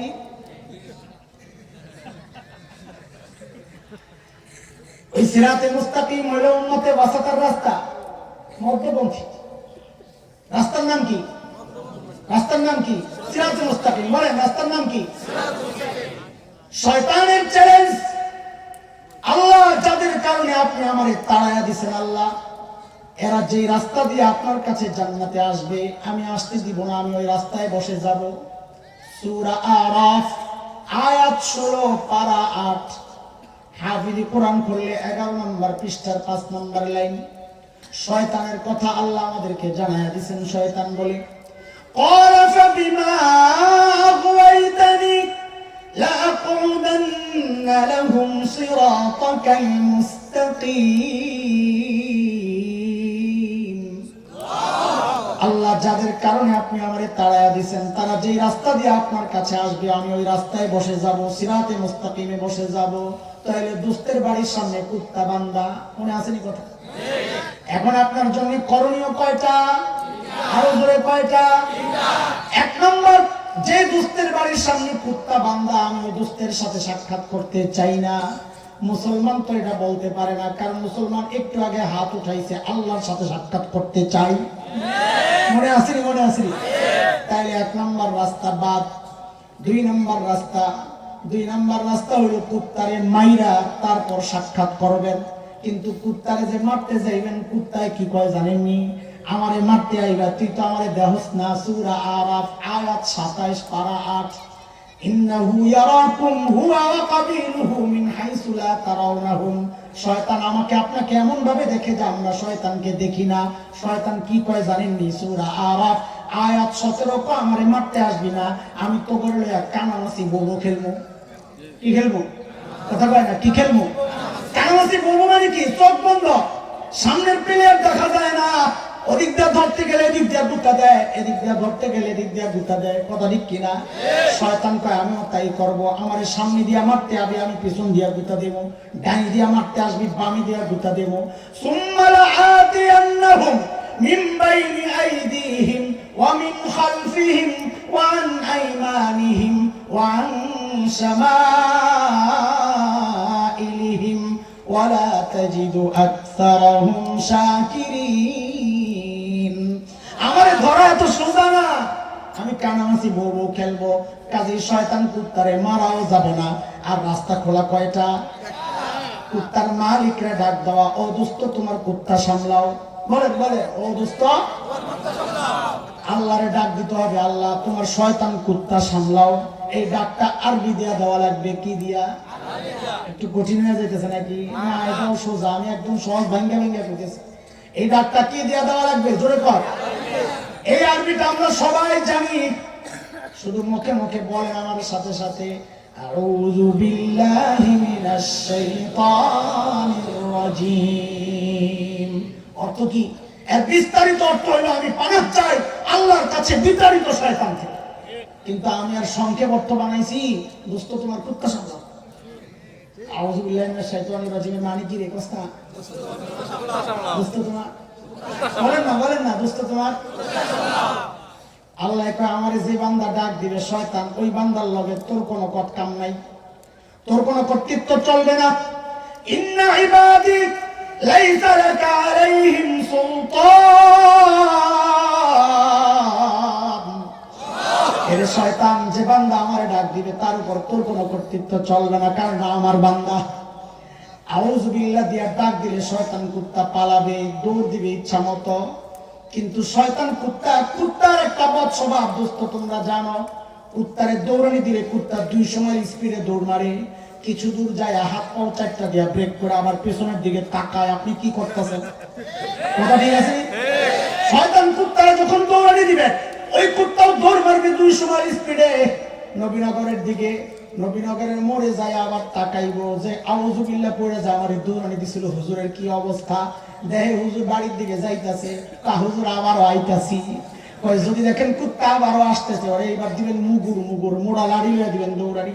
বলে মোড়া লাড়ি কই পাবো? বলে আমার সাথে সাথে পড়েন লা হাওলা ওয়ালা কুওয়াতা ইল্লা বিল্লাহিল আলিয়্যিল আযীম। লা হাওলা ওয়ালা কুওয়াতা ইল্লা বিল্লাহিল আলিয়্যিল আযীম। এখানে একটা কথা ভাঙ্গা গেল, এর পরে আবার টেস্ট লাগবো। বলে হুজুর কুত্তা তো দেখি না, দেখলেন আল্লাহর ডাক দিব, দেখলেন লাহোরের মুকুট দিয়ে দৌড়ানি দিব, কুত্তা তো দেখি না। বলে হ্যাঁ এটা আমিও জানি, তুমি কুত্তা দেখো না। তাইলে আউযু বিল্লাহ লাঠি দিয়া কেমনে দৌড়ানি দিব? কই দোস্ত যখনই দেখবা গুনাহ করতে মনে চায়, বুঝবা কুত্তায় তো সিরাতে মুস্তাকিমে আইছে, এইবার আউযু বিল্লাহ লাঠি দিয়া দিতে হবে দৌড়ানি। বলে আবার যে আসছে কেমনে বুঝবো? যদি দেখো ওই গুনাহ আবারও করতে মনে চায়, বুঝবা কুত্তারে যে আউযু বিল্লাহ লাঠি দিয়া দৌড়ানি দিছিলাম, কুত্তা আবার আসছে, এইবার মুকুটটা দিয়া দৌড়ানি দিবা, কুত্তা আর সাবার থাকবে না, দামরাই পার হয়ে যায় বোগা মানিকগঞ্জ। দোস্ত শুনেন হুজুর লা হাওলা পয়রা দেখছি, গুনাহ আবারও করতে মনে চায়। তাইলে বুঝবা এটা কুত্তার কাম না, এটা ভণ্ড পীরের কাম। বলে ভণ্ড পীর আবার কোত্থেকে আইলো? ভণ্ড পীর থাকে খানকায়, আর তোমার খাঁচার ভিতরে আরেকটা ভণ্ড পীর আছে, নাম হইলো নফস। নাম কি ভণ্ড পীরের নাম কি রে? বলে ওই নফসের সাইজ করবো কার কাছে যাইয়া, ওই নফস সাইজ করতে হইলে আমাদের আব্দুল মান্নান সাহেব না, আমাদের এই আব্দুল মান্নান সাহেব হুজুরের মতো বুজুর্গ আল্লাহ ওয়ালাদের কাছে আসতে হবে, নফস সাইজ হয়ে যাবে ইনশাআল্লাহ। কথা বুঝে আসতেছিনি? লাঠিও আছে, মুগুরও আছে, কুত্তার মাথা ফাটানো যায় নাই। এর আগে কুত্তায় কামড়াইছে মানে কি? আউযু বিল্লাহ পড়ার আগে গুনাহ করে লাইছেন, লা হাওলা পড়ার আগে গুনাহ করে ফেলছেন, কুত্তায় কামড়াইছে। ওই তুই ডরাইস না, আমাদের কাছে একটা স্পেশাল মলম আছে, ওই মলমটা লাগাইয়া দিলে সাথে সাথে ভালো হয়ে যাবে। নিবেন নি বলো? ডরাইতেছেন মনে করছেন মাদ্রাসার কালেকশন শুরু করুন মলম বিচ্ছা? হ্যাঁ, ভাবটা তো এমনই লাগতেছে। আমরা কোম্পানির প্রচার করি, ফ্রি দেই, ডরায়েন না। আমি আর সাইল জেলে দিয়েছেন, আর কি দরকার, থাক কালকে দিয়েন বাকিটা। আজকে কোন ফ্রিতে মলম নিবেন নি আপনারা? কার কার লাগবো দেখি? মাশাআল্লাহ ফ্রি পাইছে সব। হ্যাঁ নামান। এরে দোস্ত মলম নেওয়ার আগে মলমের সিস্টেম বুঝালো, নাহলে কোন জায়গায় লাগাইয়া কোন বিপদে পড়ো। ওষুধ কিনতে গেলে দেখবেন ওষুধের গায়ে বড় করে ওষুধের নাম লেখা থাকে, হয় খেয়াল করে সব। ওষুধের নাম না থাকে বড় করে, ছোট করে নিচে দেওয়া ছোট্ট করে লেখা থাকে ওষুধের গ্রুপের নাম। কথা ঠিক কিনা? থাকিনি ছোট্ট করে গ্রুপের নাম লেখা থাকে। কোম্পানি চেঞ্জ হয়, ওষুধের নাম চেঞ্জ হয়, গ্রুপ কিন্তু চেঞ্জ হয় না। যেমন ফার্মেসিতে যায় বলবেন ওই আমার এক পাতা প্যারাসিটামল দেরে, দেখবেন প্যারাসিটামল দিবে আপনার সাদা একটা পাতা, নীল লেখা গ্ল্যাক্সো কোম্পানি, কিন্তু দেখবেন ওটার নাম প্যারাসিটামল না, ওটার নাম প্যারাপাইরল। আসলে ফার্মেসি ওয়ালা এটার নাম কি, কিন্তু গ্রুপের নাম কি? গ্রুপের নাম প্যারাসিটামল। আরেক কোম্পানিতে গেলে ওষুধের নাম হয় নাপা, গ্রুপের নাম প্যারাসিটামল। আরেক কোম্পানিতে গেলে ওষুধের নাম হয় এইস, গ্রুপের নাম কি? ওরে দোস্ত, কুত্তার কামড়ে লাগানোর জন্য যেই মলমটা দিব ওই মলমের গ্রুপের নাম হইল তওবা আর ইস্তিগফার। গ্রুপের নাম কি? ওষুধের গ্রুপের নাম কি? তওবা আর ইস্তিগফার। কোন কোম্পানি লাগাইবা তোমার ব্যাপার। হ্যাঁ, আলিম হিসাবে আমার কাছে যে কোম্পানিটা ভালো লাগে আমি তোমার ওইটার পরামর্শ দিয়া যাই। বলে কোন কোম্পানি? বলে বাবার কোম্পানির মলম লাগাইতে পারো। কোন কোম্পানি? ও, খারাপ লাগতেছে, মনে করছো খাজা বাবা। না গাদা, আমাদের বাবা আদম আলাইহিস সালাম জান্নাত থেকে ভুল করে দুনিয়ায় আইসা যে মলমটা লাগাইছেন আমি ওইটার নাম দিছি বাবার কোম্পানির মলম। পড়েন সাথে সাথে, রব্বানা যালামনা আনফুসানা ওয়া ইল্লাম তাগফির লানা ওয়া তারহামনা লানাকুনান্না মিনাল খাসিরিন। এটার নাম কি? ধরে কর। বলে হুজুর আমার আরেক কোম্পানির দেন। বলে লাগাও তুমি ইউনুস কোম্পানির বলো। কোন কোম্পানি? ওরা আবার কোনটা? পড়েন সাথে সাথে, লা ইলাহা ইল্লা আনতা সুবহানাকা ইন্নী কুনতু মিনাজ জালিমিন। এটাও একটা তওবা, এটাও একটা ইস্তিগফার। কিন্তু আমাদের দুর্ভাগ্য, আমরা এটারে বানাইছি বিসিগত। কি বানাইছি? কথা ঠিক নিও, কারণ এটার ইতিহাস তো আপনাদের জানা নাই। বলবো একটু বলেন। বলুন বলেন বলেন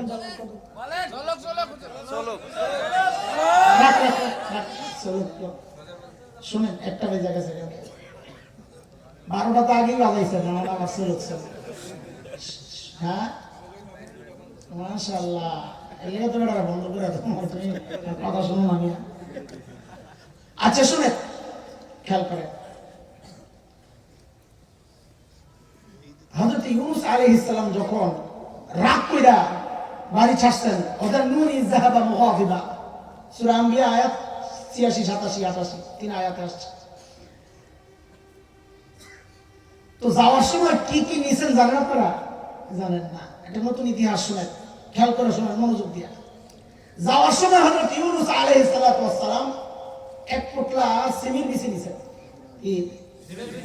এক পোটলা সিমির বিচি নিছেন। যখন মাছের পেটে, তো হযরত ইউনূস আলাইহিস সালাম ডাক দিছেন, ও ভাই তুমি আসো। তো তিনি দৌড়ে আসে, জি স্যার। তো দাঁড়া, বল কাল জলদি আয়। তো বল দৌড়ে আসে। কাতলা তুই আয়। তো কাতলাই দৌড়ে আসে। এইভাবে শৈল আরো যা যা মাছ আছে এগুলারে ডাক দিছে হযরত ইউনূস আলাইহিস সালাম। তোরা কয়জন হইছস? স্যার 9 জন। কয় গোল ধরে বহ। তো এই 9টা মাছ গোল ধরে চারিদিক দিয়া বইছে। হযরত ইউনূস আলাইহিস সালাম ওই যে সিমির বিচির পোটলা নিছিল ওটারে খুলছে, খুইলা বিচি একটা বাইর করছে। বাইর করে পড়ছে, লা ইলাহা ইল্লা আনতা সুবহানাকা ইন্নী কুনতু মিনাজ জালিমিন। ওইটা বিচিটার মধ্যে ফুদিয়া ওই মাছের মুখ দিয়ে টুস করে বাইর করে দিছে। আর বলে কামড় দিয়ে বসছে। দুইটা একবার বল কয়, লা ইলাহা ইল্লা আনতা সুবহানাকা ইন্নী কুনতু মিনাজ জালিমিন। বল কইরা দিছে, টুস করে ছাইরা শৈলে দিছে কামড়। শৈলে কামড় দিয়ে আবার শৈলে পড়ছে, লা ইলাহা ইল্লা আনতা সুবহানাকা ইন্নী কুনতু মিনাজ জালিমিন। ওইটা টুস করে দিছে, ছাইরা কাপড় দিছে কামড়। এইভাবে একজন পড়ে আর চারিদিক দিয়া ঘুরে এইভাবে খতমটা পড়ছিল, তাই না? অনেকে বিশ্বাস করছে, হাসাই মনে করছে, কথা কয় না। আরে ইউনূস আলাইহিস সালামের 10 জনে মিলে খতম পড়ছেন বিচি দিয়া না, একা একা। কেমনে? কথা কয়। তো তোমারে কে কইছে এটা বিচি দিয়া পড়তে হয় 10 জনে মিল্লা? হ্যাঁ, এটা কইলে হুজুর আমারে পিড়া মেরে করে ভাই, আর কোন আল্লাহ মাফ করুক। আল্লাহর রাস্তে পাবলিকরা আল্লাহ থেকে দূরে সরায়েন না। এই দোয়াটা পয়রা পাবলিকের সাথে মালিকের একটা সংযোগ হইতো কিছু পয়সা পাওয়ার আশায়। বান্দারে মালিক থেকে দয়া করে বিচ্ছিন্ন করেন না, তারে নিজে নিজে পড়তে কম। কথা বলেন কত? কেন? কারণ আল্লাহ বলেছেন, ওয়াকাযালিকা নুনজিল মুমিনিন। কিয়ামত পর্যন্ত যত মুমিন এই দোয়া পড়ে আমারে ডাক দিবে, আমি তারে মুক্তি দিয়েই দিব। তাইলে যে বান্দা ওই জানুর কাছে দৌড়ায় আসেন, আপনারা মানে কি? আল্লাহ কইছে মুমিন রে আমি বাঁচায়া দিব। আপনি বলতেছেন আমি তো মুমিন না, ইমাম সাহেব মুমিন, হুজুর আপনি বলে দেন। হ্যাঁ, এটা নি কারণ আলহামদুলিল্লাহ আমরা সবাই মুমিন না, আলহামদুলিল্লাহ। তো আল্লাহ তো মুমিন ডাক দিলে আমি শুনুন, তো আল্লাহরে নিজে নিজে ডাক দেবো ইনশাআল্লাহ, ঠিক আছে না? হুজুরে খতম পড়ায়া খাড়াইয়া কেন দিতে হবে? মামা আমিনের মাদ্রাসায় 2 বস্তা চাল কেন্দ্রে দেওয়া যায় না? মসজিদের ইমাম সাহেবকে 2000 টাকা হাদিয়া কেন্দ্রে দেওয়া যায় না? খাটাইয়া খতম পড়াইয়া মুর্দারের জন্য দোয়া পড়াইয়া এরপর কেন দিতে হবে? এমন কেন সম্পর্কটা আমাদের? নিজের কামাই থেকে একটু বাঁচাইয়া আল্লাহ ওয়ালার সোহবতে হাদিয়া নেওয়া যায় না? এমনি ফ্রি দেওয়া যায় না? আমরা ওইটা করবো, দোয়া নেব তাদের কাছ থেকে, খাটাইয়া মজুর বানাইয়া এদেরকে কিছু দিব না। আলেমের সম্মান আছে, নিজেদের সম্মান নিজেরাই রক্ষা করব, মজুরি খাটবো না। ঠিক আছে না ইনশাআল্লাহ? ভুল বুঝেন না আমারে, আল্লাহ মাফ করো। আরেকজনে কয় হুজুর আমারে আরেক কোম্পানির দেন, আরেকজনে কয় আরেক কোম্পানির দেন। আমি কই একটা বাদ যে এত কোম্পানি আমি দিতারুম না, তোর একটা সহজ বুদ্ধি শিখাইয়া দিই। বলে কি? বলে তুই ফার্মেসির ভিতরে ঢুক। কই কই দেখবি কোম্পানির অভাব নাই। বলে ফার্মেসি কই পাবো? বলে গাদা কোরআন আল কারীম। আর ফার্মেসির নাম কি? কথা কয় না, কথা কয় না। কোরআন আল কারীমের ভিতরে ঢুক, দেখ কোম্পানির অভাব নাই। আরেক বুড়া লাভ দেয়া দাঁড়ায় গেছে। হুজুর বলে কি হয়েছে? এতক্ষণ যা বুঝলাম এগুলা সব বিদেশি কোম্পানির মলম। আমি গরিব মানুষ, মানে আরবি আরবি, আমি তো আরবি জানি না। আমি বলি দাদা আপনি দেশি কোম্পানির মলমটাই লাগাইয়েন। বলে দেশি কোম্পানির মলম আবার কোনটা? বলে ওই যে আপনি আপনার মালিকের কাছে হাত পাতেন তাই তা বলেন ওগো আল্লাহ আমি ভুল করছি, তুমি মাফ করে দাও। এটা কি? এটা কি? এটা কি? বলেন না, এটা কি? দেশি কোম্পানির মলম। শেষ শেষ কথা, যাইয়েন না ঠকবেন। শেষ কথা হুজুর একটু ডোজটা কয়া যান। কয়দিন লাগামো? 30 দিন, 20 দিন, 15 দিন হয় রে গাদা। এটা কি ভ্যাকসিন কোন মলম পাইছো? না স্কয়ারের, না এরস্টো ফার্মার, না ইনসেপ্টার, না হেলথ কেয়ারের, না স্কেফের, না আমেরিকা, না জার্মানির মলম পাইছো? এটা আরশে আজিমের মলম। আল্লাহু আকবার। এই মলম কয়বার লাগাইবা আমার কাছে জিজ্ঞেস না কইরা এই কোম্পানির জেনারেল ম্যানেজার মুহাম্মদুর রাসূলুল্লাহকে জিজ্ঞেস করো সাল্লাল্লাহু আলাইহি ওয়াসাল্লাম। নবীকে জিজ্ঞেস করেছি ও হাবিব কয়বার লাগাবো? আল্লাহর নবী জানায়া দিয়েছেন হয় এটা দুনিয়ার মলম না, এটার সিস্টেম আলাদা। লাগানোর আগে আগে বল কামড় কয়টা খাইছস? কামড় কামড় মানে কামড় মানে গুনাহ কয়টা করছস? মনে আছে তো না? লাগানোর আগে বল কামড় কয়টা খাইছস? বলে কামড় খাইছি তো 100। নবী জানায়া দিয়েছেন তুই একবার লাগায়া দে ভালো হয়ে যাবে। আরেকজন দাঁড়ায়া গেছে আমি খাইছি 1000 কামড়, তুইও একবার লাগায়া দে ভালো হয়ে যাবে। আরেকজন দাঁড়ায়া গেছে আমি খাইছি 1,00,000 কামড়, তুইও একবার লাগায়া দে ভালো হয়ে যাবে। আরেকজন কয় আমি খাইছি 1 কোটি কামড়, তুইও একবার লাগায়া দে ভালো হয়ে যাবে। আরেকজন বলে আমি কামড় তো কম খাইছি কিন্তু যেটা খাইছি এটা ভয়ঙ্কর কামড়। এটা কি? কত ভয়ঙ্কর? অনেক বেশি ভয়ঙ্কর। তো একটা হাদিসের টুকরা শোনো, ছোট্ট একটা গল্প। আসেনি মেজাজ শোনার? আছে। ছোট্ট গল্প শোনার মেজাজ আছে তো? আছে। হ্যাঁ, খুশি খুশি না শুনলে আমি জোর করে গেলাইতে চাই না। ফকিহ আবুল লাইস সামারকান্দি রাহমাতুল্লাহি আলাইহি, উলামায়ে কেরাম নাম জানে, তার বিখ্যাত কিতাব আছে তানবীহুল গাফিলিন। নাম শুনছে? শোনার কথা, এটা খুব উচ্চারিত হয়। ওই কিতাবে আসছে হযরত ওমর একদিন রাসূল করিম সাল্লাল্লাহু আলাইহি ওয়াসাল্লামের দরবারে আসতেছিলেন। দেখেন রাস্তার মধ্যে এক যুবক হাউমাউ করে কাঁদতেছে, হাউমাউ করে কাঁদতেছে। হযরত ওমর তার কাছে গিয়ে জিজ্ঞেস করতেছেন ভাই তুমি কেন কাঁদছো? তো যুবক এমন ভাবে কাঁদতেছে হযরত ওমরেরও দিলে লাগছে, ওমর নিজেও কান্না শুরু করছে। বলে হযরত আমি অনেক বড় গুনাহ করে ফেলেছি। যুবক কাঁদতেছে। হযরত ওমর নবী আলাইহিস সালামের দরবারে গেছেন, চোখ থেকে ঝরঝর করে পানি পড়তেছে। নবী বলেন ওমর কি হলো আপনার, কেন কাঁদতেছে? হযরত ওমর বলেন ইয়া রাসূলুল্লাহ আসার সময় রাস্তায় এক যুবককে দেখেছি ঝরঝর করে কাঁদতেছে। বলে কেন কান্না করে? সে বলে ভয়ঙ্কর গুনাহ করছে সেজন্য কান্না করতেছে। নবী বলেন যুবকটারে নিয়ে আসেন। যুবককে আনা হলো, জিজ্ঞেস করা হলো কিরে কি করছস? বলে ইয়া রাসূলুল্লাহ অনেক ভয়ঙ্কর গুনাহ করে ফেলছি। বলে কি করছস? তোর গুনাহ বড় না আল্লাহর আরশ বড়? বলে আমার গুনাহ বড়। বলে তোমার গুনাহ বড় না আল্লাহর কুরসি বড়? বলে ইয়া রাসূলুল্লাহ আমার গুনাহ বড়। বলে তাইলে কি করছো? তুমি কি শিরিক করছো নাকি? বলে না ইয়া রাসূলুল্লাহ আমি শিরিক করি নাই। বলে তাইলে কাউকে হত্যা করেছো নাকি? বলে না ইয়া রাসূলুল্লাহ আমি কাউকে হত্যা করি নাই। তো নবী বলেন তাইলে তুমি কি গুনাহ করছো? যুবক বলেন ওগো আল্লাহর হাবিব আমি তো আসলে কাফন চোর। কি চোর? নতুন কবর আমি খুইদা লাস্টিকা কাফনটা খুইলা ওটারে ধুইয়া আমি বাজারে বিক্রি করি, আমার জীবিকা নির্বাহ করি, এটাই আমার পেশা। ও তো কি হয়েছে? যেভাবে কানতেছ শিরিকের চেয়েও বড়, হত্যার চেয়েও বড়, এটা তেমন গুণা না। গুণা শিরিকের মতো গুণা না, হত্যার মতো গুণা না। বলি ইয়া রাসূলুল্লাহ, কথা তো শেষ হয় নাই। বলি কি? বলে কাল রাতে মদিনার এক নতুন কবর খুইলা দেখি এক যুবতীর লাশ, কাফন খুইলা দেখি এক যুবতীর লাশ। যুবতী দেখে আমি নিজেকে সংযত করতে পারি নাই, আমি যুবতীর সাথে জেনায় লিপ্ত হয়েছিলাম। শেষ হয় নাই ইয়া রাসূলুল্লাহ। আমি যখন কবর থেকে উঠি তো একটা আওয়াজ আসতেছিল, আমার কাছে মনে হচ্ছিল যে ওই যুবতী বলতেছে। কি আওয়াজ? এরে আল্লাহর বান্দা, এই লাখো মানুষের সামনে, মুর্দারের সামনে তুই আমারে উলঙ্গ করে দিয়া গেলি।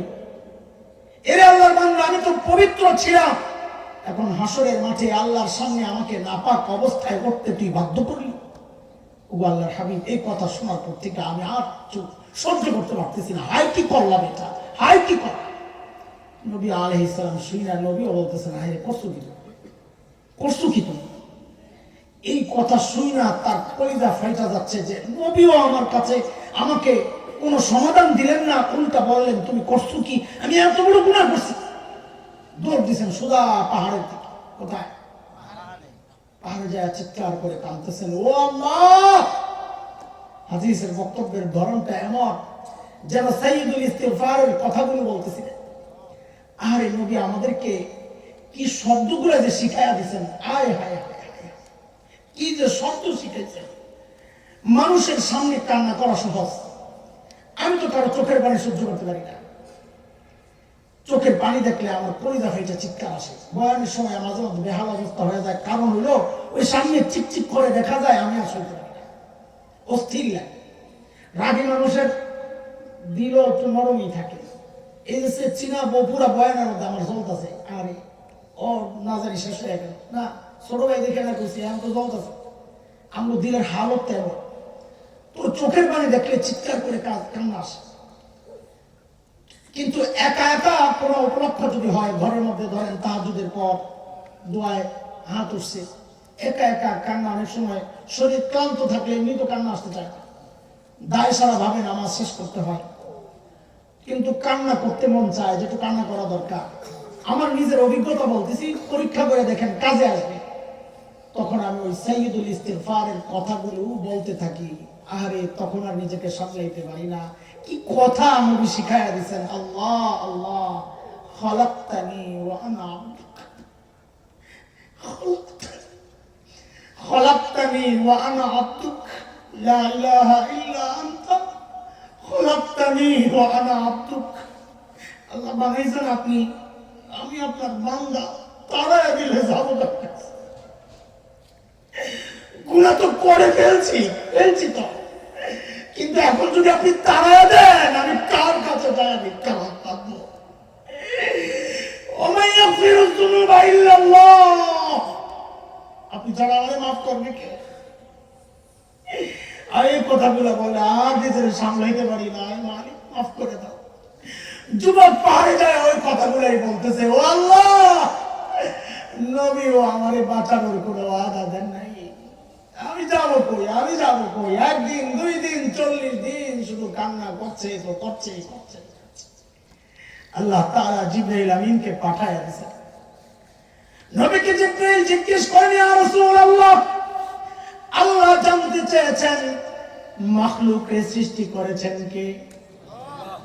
জিবরাইল প্রশ্ন করতেছেন, জবাব আপনারা দিয়েন না। আল্লাহ জানতে চাইছেন নবীর কাছে মাখলুক সৃষ্টি করছেন কে? তো নবী বলেন, আমাকে এবং সমস্ত মাখলুককে তো আল্লাহই বানাইছেন। কে বানাইছে? আল্লাহই বানাইছে। বলে মাখলুককে রিজিক কে দেয়? তো নবী বলেন, আমাকে এবং সমস্ত মাখলুককে রিজিক তো আল্লাহই দেন। জিবরাইল জিজ্ঞেস করেন, মাখলুককে মাফ করনে ওয়ালা কে? নবী বলেন, আল্লাহই তো একমাত্র মাফ করনে ওয়ালা। তো জিবরাইল বলেন, আল্লাহ জানাইছেন, আল্লাহ ওই যুবকটারে মাফ করে দিয়েছেন, আপনি জানায়া দেন তাকে। নবী আলাইহিস সালাম সাথে সাথে একজন সাহাবীরে পাঠায়া দিয়েছেন, যাও যাও যাও ওই পাগলটারে যায় খবর দাও যে আল্লাহ তারে মাফ করে দিছে। এরে দোস্ত, গুনাহ যত বড়ই হোক, যত বেশি হোক, হাজার লাখ কোটি গুনাহ হোক, চিন্তা করো না, চিন্তা করো না। কেন?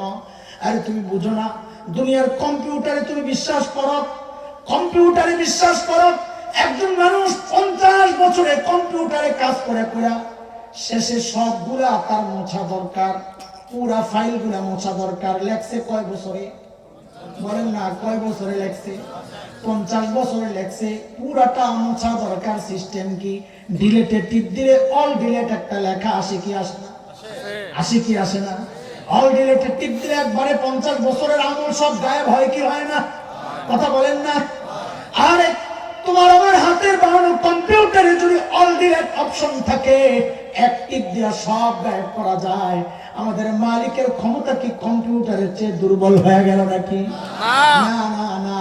মালিককে যদি বলেন দিল থেকে, ও মালিক ভুল করছি, মাফ করে দাও, মালিক ওয়াদা করেছেন আমি তোর জিন্দেগির সব গুনাহ মাফ করে দিব। আর একটু খেয়াল করেন, 50 বছরের কম্পিউটারে আপনি শুধু খ্রিস্টানদের নাম লেখছেন। কার কার কার বলেন না, কার কার? এখন আপনি ভুল বুঝছেন যে আপনি ভুল ফাইল তৈরি করছেন। আপনাকে বলা হয়েছিল মুসলমানদের নাম লিখতে। এখন আপনি যদি ডিলিট করে দেন খ্রিস্টানদের নামগুলা, বলেন তো অটোমেটিক সব নাম সইরা অটোমেটিক মুসলমানদের নাম হওয়ার কোন সফটওয়্যার আছে কিনা? আছে নাকি? আরে আল্লাহ তাআলা কি রহমান, আমার মালিক কত দয়ালু। মালিক বলেন, বান্দারে গুনাহ করতে করতে তোর আমলনামা ভরপুর হয়া গোটা দুনিয়া বইরা যদি আসমানে যায় থাকে, এত গুনাহ তুই করছস, যদি একটু আমার ডাক দেস, ডাক দিয়া যদি একটু নেক আমল করস, তো আমি আল্লাহ খালি গফুর না, আমি তো রহিম। আমি কি? আমি তো রহিম। আমার গফুর গুণ দিয়ে আমি তোর জীবনের সব গুনাহ মাফ করে দিব। কিন্তু যদি একটু নেক আমল সাথে জোড়া লাগায়া দেস, তা আমি খালি গুনাহ মাফ করব না, যে কয়টা গুনাহ তুই করছিলি সরায়া ঠিক ওই কয়টা নেকি আমি তোর আমল নামায় ঢুকায়া দিব। কার কথা? কার কথা? আরে কার কথা চিল্লায় তো? মালিক বলেছেন সূরা আল ফুরকান, ইল্লা মান তাবা ওয়া আমানা ওয়া আমিলা আমালান সালিহা ফাউলাইক ইউবাদদিলুল্লাহু সাইয়্যাতিহিম হাসানাত ওয়া কানা আল্লাহু গফুরুর রহিমা। আল্লাহ বলেন, বান্দারে আমার যে বান্দা তওবা করবে, নেক আমল করবে, আমি আল্লাহ তো গফুর। আমি আল্লাহ গফুরের গুণের দ্বারা তার গুনাহগুলা সরায়া রহিমের গুণ দ্বারা তার আমলনামা নেকি দিয়ে ভরপুর করে দিব। অপরাধীরা খেয়াল করো, সুবর্ণ সুযোগ পাওয়া গেছো, মাওলানা আমিনের বদৌলতে সুবর্ণ সুযোগ পাওয়া গেছো। অপরাধী যত বড়, বড় আমার সাথে বলো, অপরাধী যত বড়, অফার কত বড়। বলে কি মুখস্থ করান? বলে এটা এই আয়াতের তরজমা মুখস্থ করাই দিছি। এই আয়াতের, বলে না, এই আয়াতের তরজমা মুখস্থ করাই দিছি। ওলামায়ে কেরামের সাথে মিলবে না, সাধারণ মানুষকে বোঝানোর জন্য এগুলো আমার কৌশল। খালি একটু খেয়াল করে বলেন আমার সাথে আবার, অপরাধী যত বড়, অফার তত বড়। চিল্লা খুশিতে খুশিতে বলেন না, অপরাধী যত বড়, অফার তত বড়। বলে মানি কি এটা? বলে মানির একটু বুঝেন। কথার কথা, এই যে আমার পাশে চারাবাগ মাদ্রাসার হুজুর উস্তাদ, আমাদের ছাত্র মাওলানা আতাউর রহমান, কথার কথা জীবনে গুনাহ করছে 100। কত? কত? আরে আমাদের আব্দুল মান্নান সাহেব হুজুর দামাত বারাকাতুহু মুলা আলিয়ার কাছে যায় বসছে। আখিরাতের কিছু কথা শোনার পর দিলটা চেঞ্জ হয়ে গেছে। ধীরে ধীরে অনুতপ্ত, হায় কি করলাম, হায় কি করলাম। আরে দোস্ত, এই হায়ের সাথে তো গুনাহ সব মাফ। বাসায় তাসবিহ পড়তে পড়তে যাচ্ছে, সুবহানাল্লাহ সুবহানাল্লাহ। বলেন তো আতাউর রহমানের আমল নামায় গুনাহ আছে কয়টা? একটাও নাই। বোনাস পাইছি নি কিছু? কত পাইছে? 100 নিয়ে কি পাইছে? পাইছে। বুঝছেন না কথা? এইবার বুঝেন, পুরা ঢাকা জেলার সবচেয়ে বড় অপরাধী। বলে গুনার পরিমাণ কত? বলে 1000 কোটি।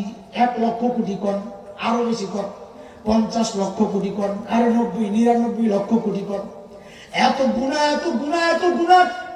আমাদের ভাই হাকিমুন নাস মুফতি মুশতাকুন নবী দামাত বারাকাতুহুল আলিয়া, অথবা আমাদের খালিদ সাইফুল্লাহ আইয়ুবী দামাত বারাকাতুহুল আলিয়ার মজলিসে বসছে। আহারে কলিজা নিংড়ানোর টান যখন দেয় ভাই, কলিজাটা টুকরা টুকরা হয়ে যাইত। আমার ভাইয়ের দরবারে বৈশা ওই 1,99,00,000 কোটি গুনাহ করনেওয়ালার দিলটা পাল্টায়া গেছে। আহারে জীবনে কি করলাম, আহারে জীবনে কি করলাম।